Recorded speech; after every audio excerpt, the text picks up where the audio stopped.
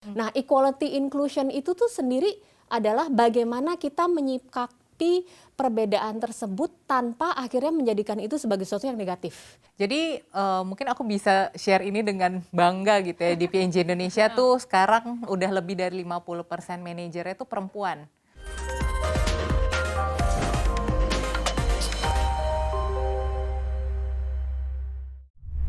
Halo, saya Ode Chandra. Kita berada di Polling Podcast Keliling, di mana saat ini saya sedang berada di salah satu perusahaan multinational consumer goods.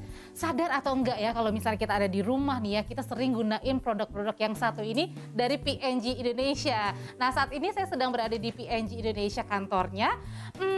Hari ini saya nggak spesial ngomongin tentang produknya P&G Indonesia, melainkan soal kesetaraan. Soal bagaimana sih value atau nilai yang dimiliki P&G Indonesia. Karena berbicara soal kesetaraan dan juga value, ternyata tidak semua loh perusahaan memilikinya. Berbicara terutama soal diskriminasi ya, sadar atau enggak kalau misalnya kalian nanya, hari gini ngomongin soal diskriminasi, relate nggak sih? Relate banget. Karena sadar atau enggak ya, diskriminasi bukan hanya berbicara soal misalnya perbedaan dari gender, tapi juga bisa diskriminasi umur, diskriminasi soal pandangan politik, bahkan diskriminasi misalnya terhadap pandangan-pandangan yang memang mungkin berbeda satu sama dengan yang lainnya. Nah, lalu pertanyaannya gimana sih di P&G Indonesia? Bagaimana juga dengan employee-nya di sini? Nah, oleh karena itu sekarang saya sudah bersama dengan dua mbak-mbak yang cantik dan juga menawan. Ada Mbak Angela Hetining-Tias, Legal Director P&G Equality and Inclusion Leader for Indonesia. Panggilannya Mbak Anggi, betul ya? Betul. Oke, halo Mbak. Selamat siang. Sehat ya Mbak? Sehat. Sehat. Oke, satu lagi sudah ada Mbak Lina Rosita Dewi, Human Resources Director Procter & Gamble atau P&G. Halo Mbak Lina. Halo Mbak Audrey, selamat siang. Selamat siang, sehat juga ya Mbak ya? Sehat. Ini sumringah nih ya. Meskipun cuma kelihatan mata ya. Meskipun cuma kelihatan mata tapi harus on gitu ya. Nah, hari ini kita berbicara soal kesetaraan, tentang equality and inclusion. Kalau ditanya-tanya, emang ada apa sih dengan inclusion, ada apa sih dengan equality, ada apa sih dengan kesetaraan? Tapi sebelum menjawab ke situ, sebenarnya menurut Mbak Anggi dan juga Mbak Lina, apa sih arti equality dan juga inclusion? Oke, aku dulu nih ya. Boleh, silakan. Atau gambreng dulu deh, gambreng dulu. Gambreng. Silakan, Cap, Mbak cip, Anggi. cop. Oke, kalau menurut saya pribadi, equality and inclusion itu adalah bagaimana kita saat terjun ke masyarakat, baik dalam bentuk masuk ke suatu institusi atau kelompok yang lain, kita ketemu sama orang dari berbagai macam latar belakang, ada perbedaan-perbedaan yang ada, itu yang namanya diverse environment. Nah, equality inclusion itu tuh sendiri adalah bagaimana kita menyikapi perbedaan tersebut tanpa akhirnya menjadikan itu sebagai sesuatu yang negatif. Dalam artian semuanya harus bisa merasa dirangkul, part of inclusion, dan mendapatkan hak-hak dan kewajiban yang sama. Jadi sebenarnya equality and inclusion itu bagaimana kita menyikapi perbedaan-perbedaan yang ada dan bagaimana kita menerima perbedaan yang ada dan akhirnya kita bisa menemukan suatu konsep yang treatment yang sama untuk semua pihak. Dan akhirnya membuat semua pihak itu merasa dihargai dengan cara yang sama, gitu diterima di lingkungan tersebut. Oke, emang segitunya ya Mbak Lina ya, ketika misalnya tadi kan berbicara soal dihargain, mau apapun pandangannya harus dihargain. Memang sebegitu pentingnya ya untuk saat ini kita harus menghargai, dalam artian adalah oke, itu memang penting. Tapi artinya ada juga dong yang menganggap itu mungkin belum terlalu penting. Iya, mungkin gini ya, kayak di masyarakat kita pada umumnya kayaknya memang kita sebagai perusahaan di sini kita juga mesti jadi advocate tentang si equality and inclusion ini sendiri gitu. Dan kalau kita bicara tentang P&G, sebenarnya respect itu salah satu value yang kita punya, dan respect itu sebenarnya kan dasar dari segalanya ya. Ketika orang punya different point of view, different background gitu, ketika semua orang punya landasan yang sama di mana respect, kita bisa hormatin orang lain, di situ pasti ada titik tengahnya gitu. Kita pasti bisa menerima, bisa tadi cherish kalau istilahnya Mbak Angie ya, dengan perbedaan yang ada, dan justru kita apa ya istilahnya enjoy kali, atau justru ngelihat itu bukan sebagai halangan atau sebagai barrier perbedaan yang ada. Kalau di PNG sendiri berarti artinya misalnya gini ya, let's say misalnya ketika mau menduduki posisi-posisi tertentu lah, itu kan biasanya nih identiknya oke, dengan umur yang sudah matang, sudah dewasa, mungkin above 40 kayak gitu ya, itu dianggap oke, mumpuni.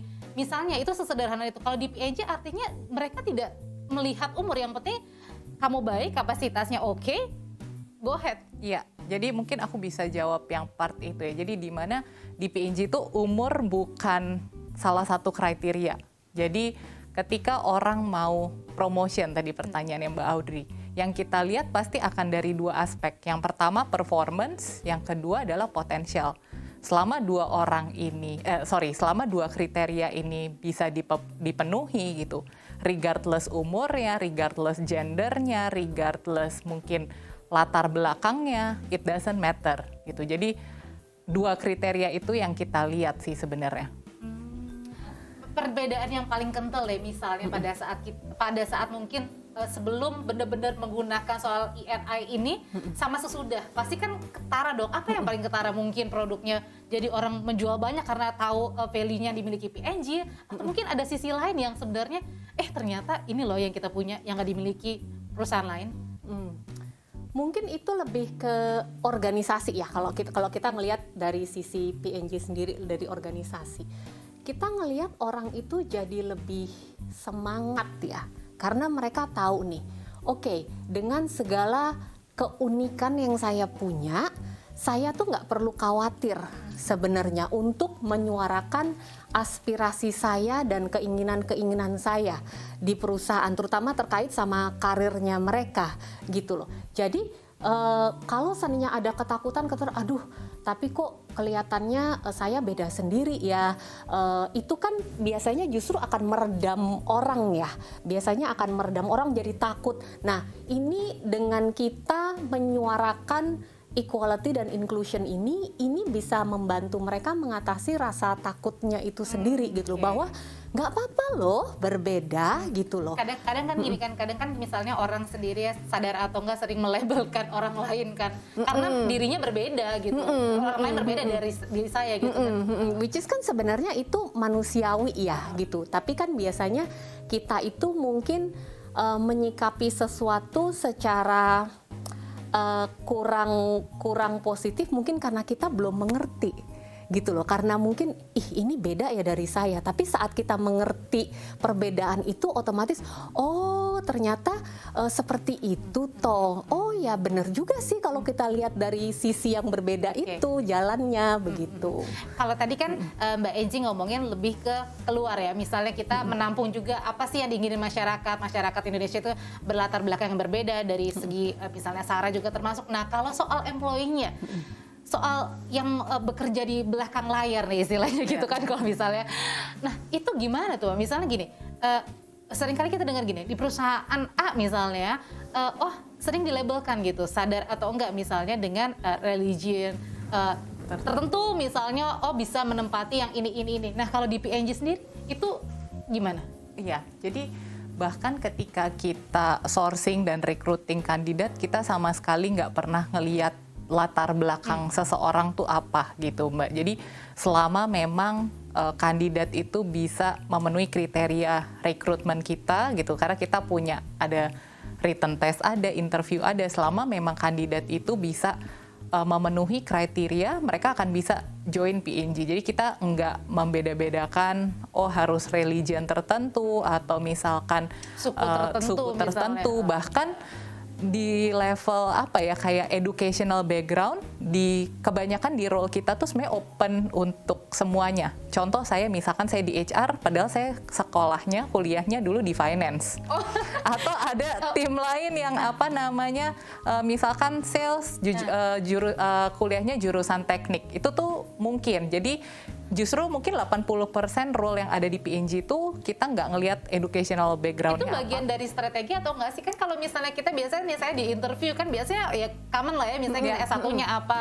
Terus misalnya pasti ditanyain, oh kamu misalnya udah pernah background apa aja. Nah, kalau misalnya di sini kayak misalnya seorang teknisi bahkan bukan dari S1 misalnya katakan teknisi, tapi mungkin dari latar belakang S1-nya marketing kayak gitu, kok bisa gitu ya? Jadi aku clarify sedikit Mbak, jadi 80% tuh role-nya bisa open regardless background, educational background-nya apa. Tapi kayak misalnya Mbak Angie sebagai legal otomatis beliau harus lulusan hukum gitu. Atau misalkan yang pusing juga ya kalau saya masuk bicara soal fakta. Atau anak-anak yang misalkan di manufacturing gitu, mereka background-nya adalah engineer gitu. Jadi 20% role itu sebenarnya yang memang butuh expertise tertentu, pasti kita akan hire dengan educational background tertentu atau experience tertentu.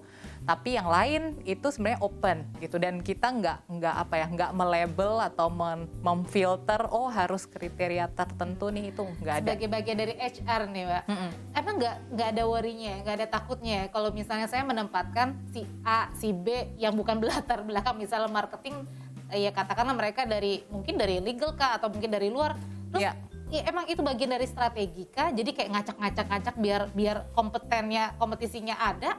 Iya. Atau jadi benar itu salah satu strateginya P&G as the company. Jadi bukan hanya di Indonesia tapi P&G globally juga sama Mbak. Jadi kita itu we hire the person, not the position.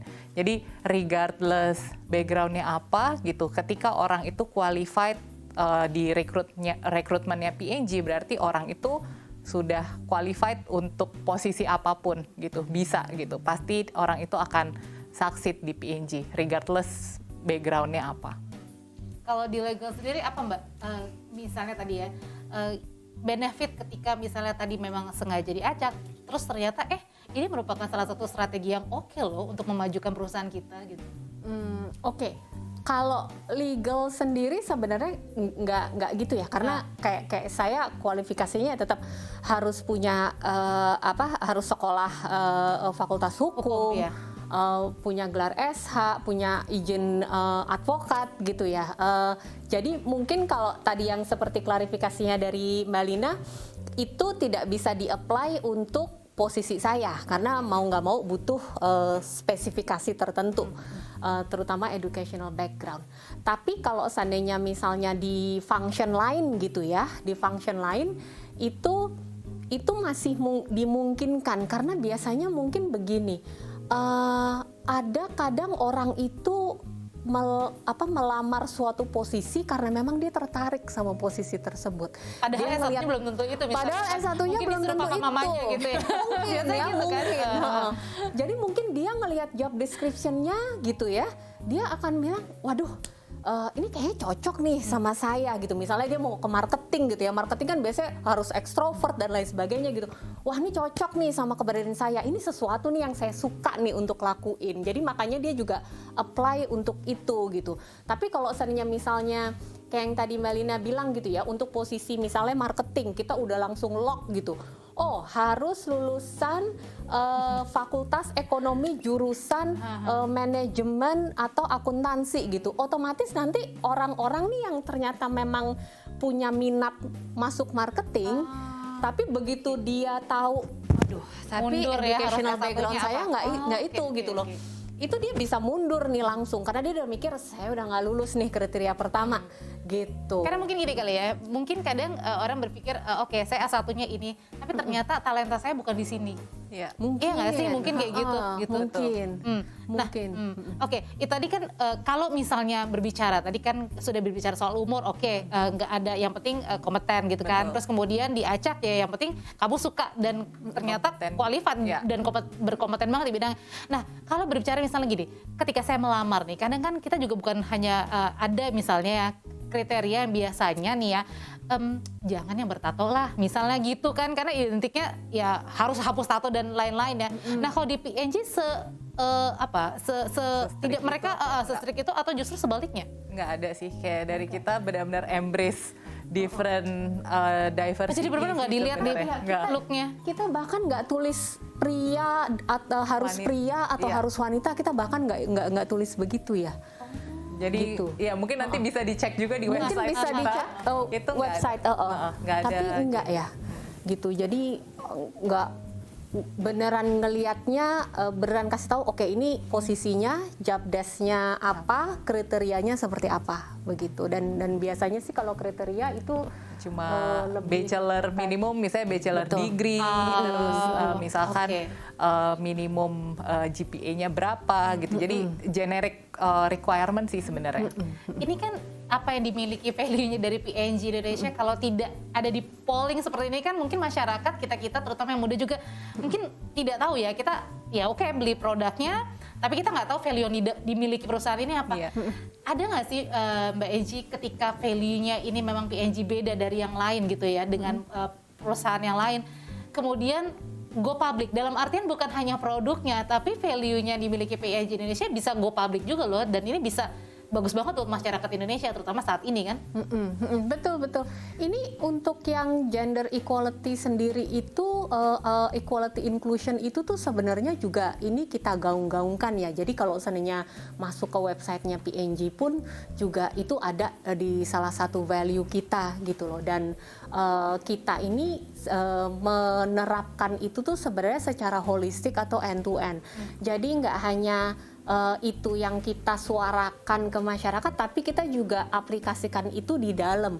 Kayak tadi ya saya bilang end to end, mulai dari contoh misalnya terkait sama HR related gitu ya, mulai dari rekrutmen, retention, lalu career aspiration, promotion, itu semuanya masuk end to end di situ gitu loh. Terus kalau seandainya untuk program-program internal program untuk organisasi sendiri, selain daripada training dan capability building, itu kita ada juga seperti misalnya part of equality and inclusion program tuh misalnya kayak ada grouping parenthood, atau mungkin untuk tim yang millennials gitu. Lalu misalnya terakhir tuh kita ada financial talks misalnya. Jadi kita kayak semacam juga kasih Penyegaran kali ya? Penyegaran, betul. Penyegaran yang bisa mengcater semua orang lah ibaratnya. Kalau memang ternyata segmented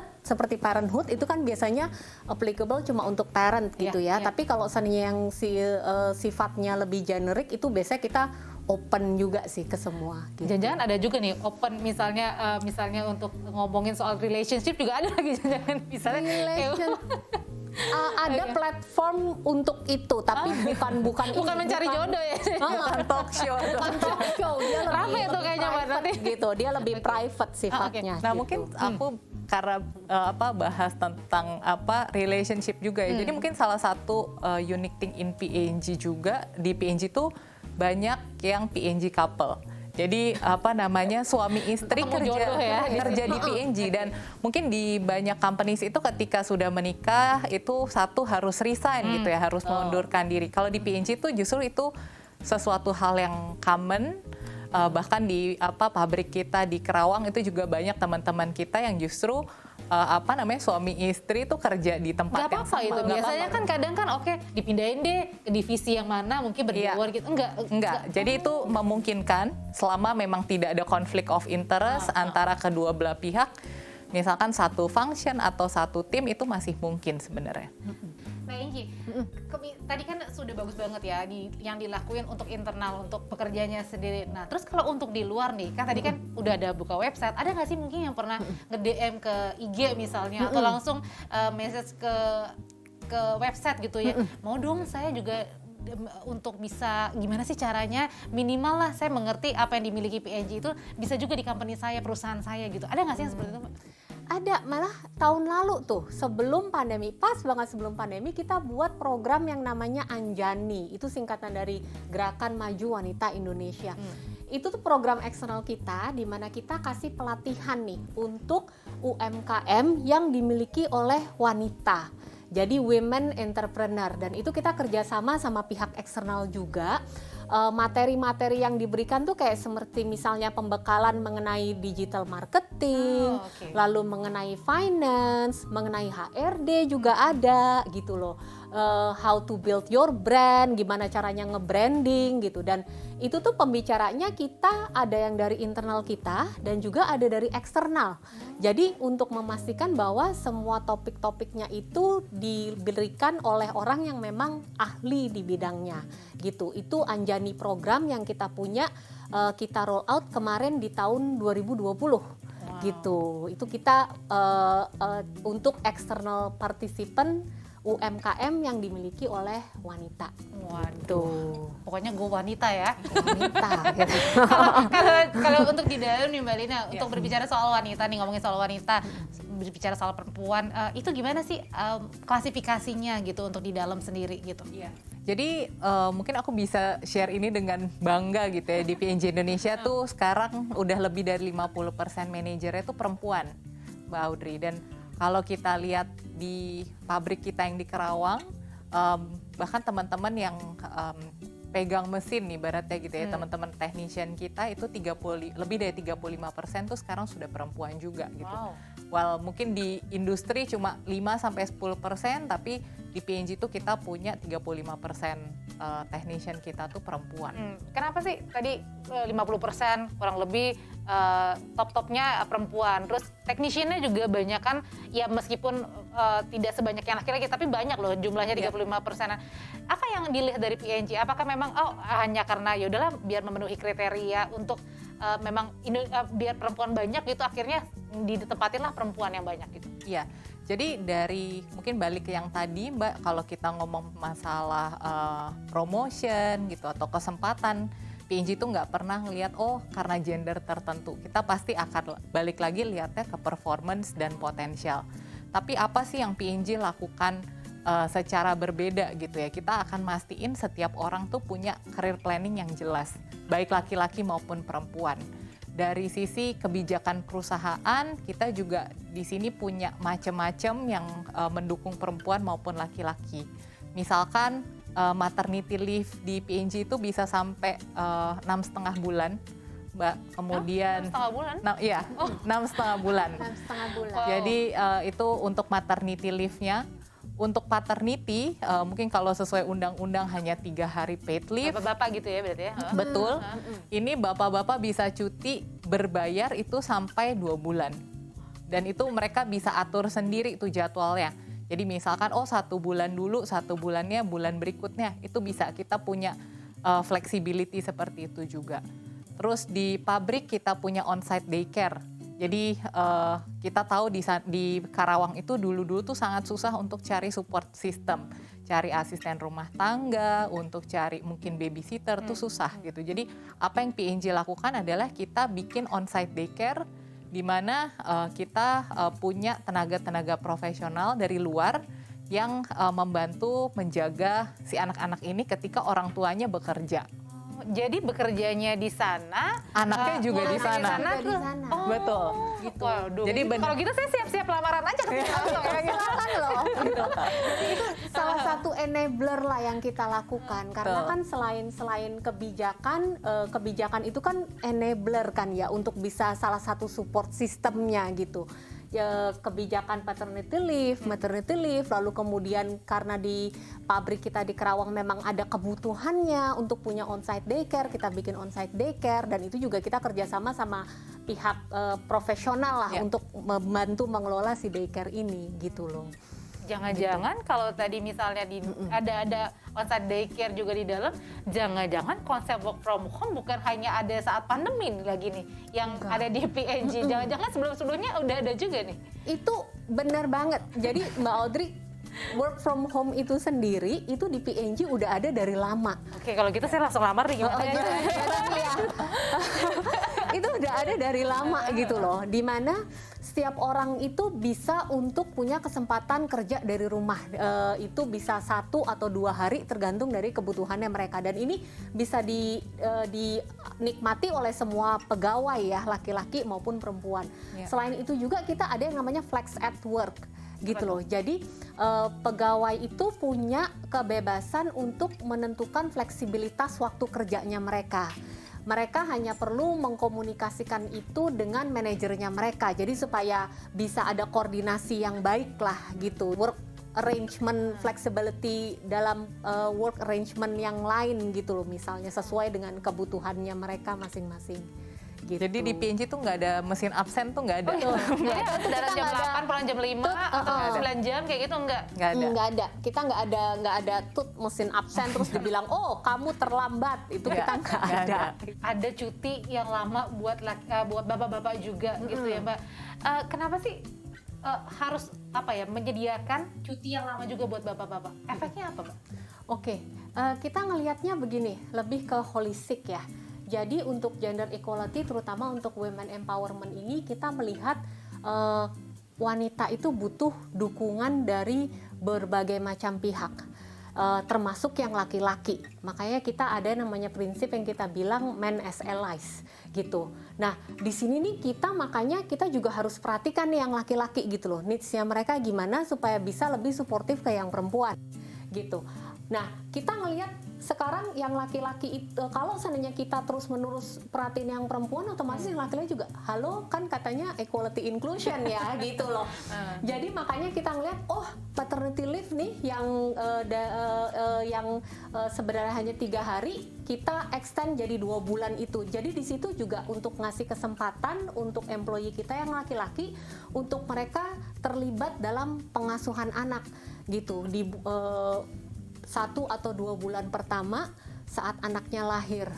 Jadi itu karena mereka juga sebenarnya menginginkan itu yang kita lihat, dan itu akan lebih bisa membantu untuk yang perempuan juga sih, gitu. Dan mungkin efeknya ketika misalnya mereka masuk kerja, mereka lebih happy daripada mungkin di-compare sama teman-temannya, oh gue hanya cuma sehari 2 hari belum ketemu baby gitu ya. Itu ada efeknya yang seperti itu. Mereka lebih happy, dan yang paling penting juga saat mereka punya direct report yang wanita yang berpindah life stages dari belum punya anak ke punya anak, mereka jadi lebih bisa mengerti gitu.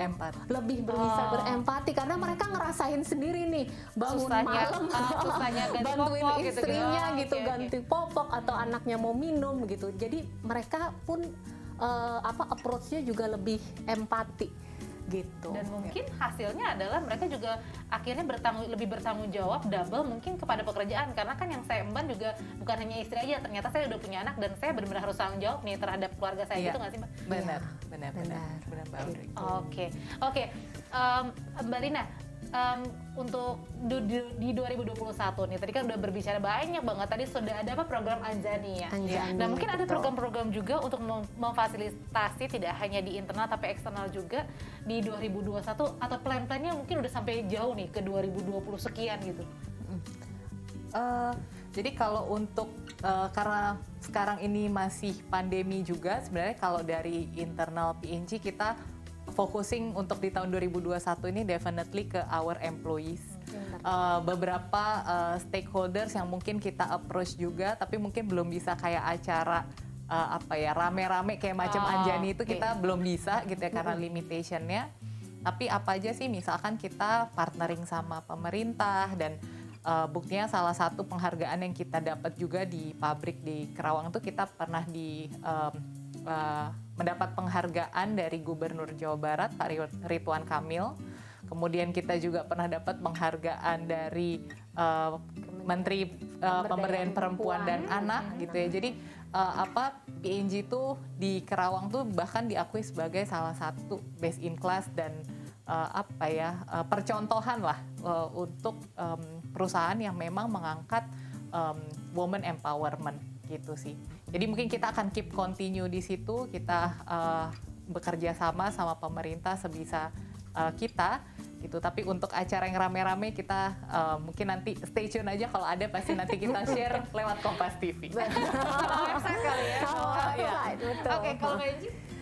Sama juga kayak Mbak Lina, sekarang kita akhirnya memang ada beberapa program yang kita hold dulu gitu ya, karena melihat situasi pandemi. Tapi yang sekarang kita lebih drive itu lebih ke internal sih. Jadi program-program apa nih yang kita harus enhance gitu. Misalnya kita udah ada program